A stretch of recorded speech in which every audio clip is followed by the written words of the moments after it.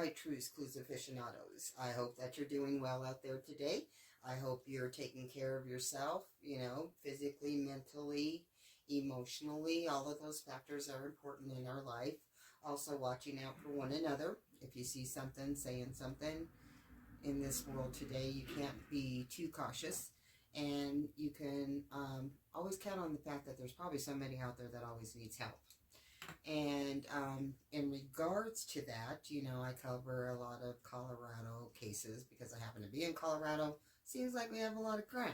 So I do cover it because it's near and dear to my heart. I love Colorado. And I grew up in Denver, but when I got married, I moved to Aurora and I brought my family up out there. When I first moved out there, it was pretty chill on the side that I lived on. You wanted to live on the right side of Mount View, not the wrong one back then.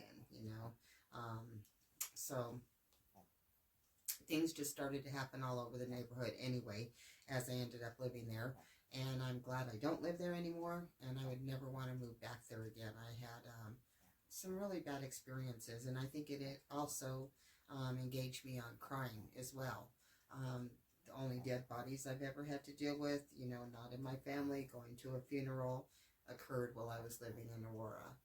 And Peoria and Montview is like really a busy type of area.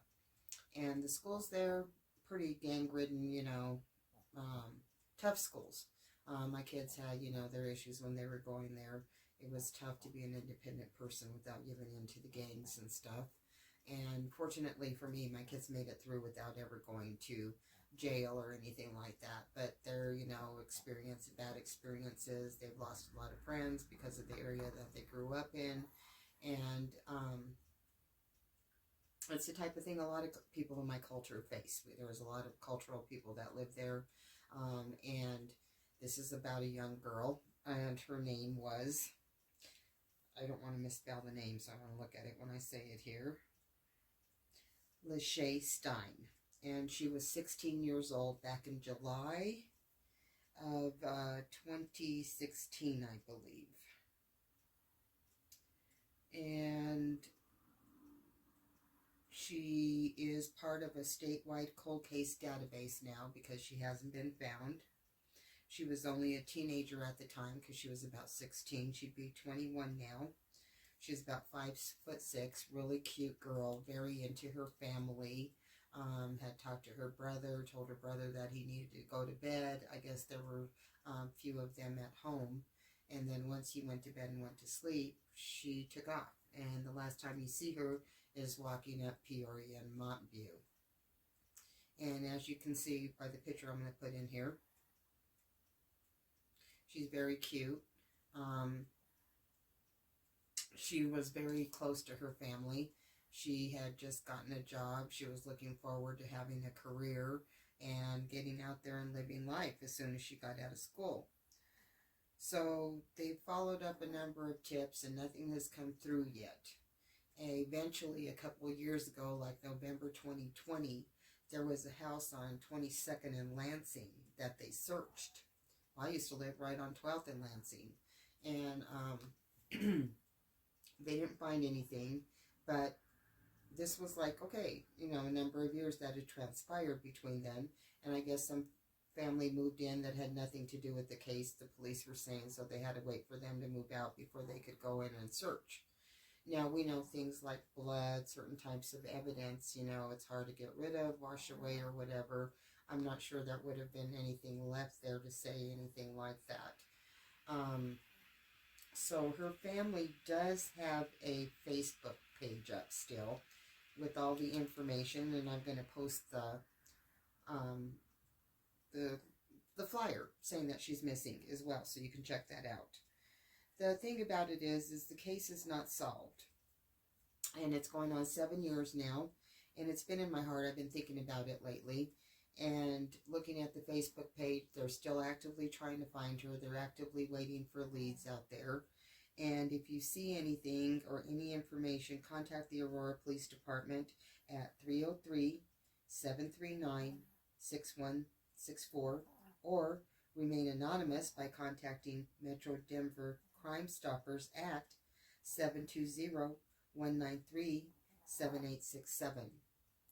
And for her age, it's very plausible that she got, groomed and then picked up.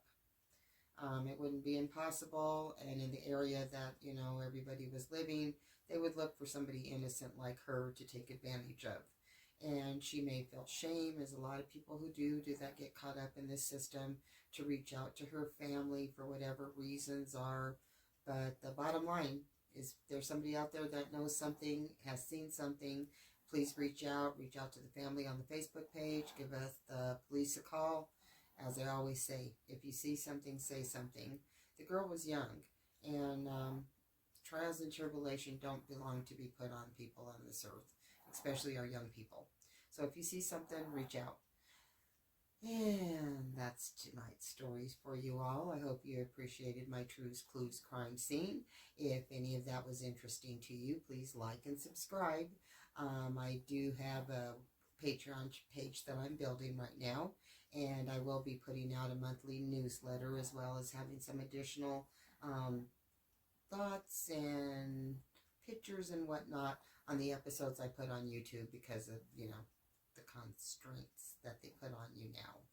With that being said, I appreciate you all. You all take care of yourself out there. See you for the next episode. Like and subscribe. Okay, guys, I'm standing across the street from a bus stop here. I'm down in Aurora, Colorado right now.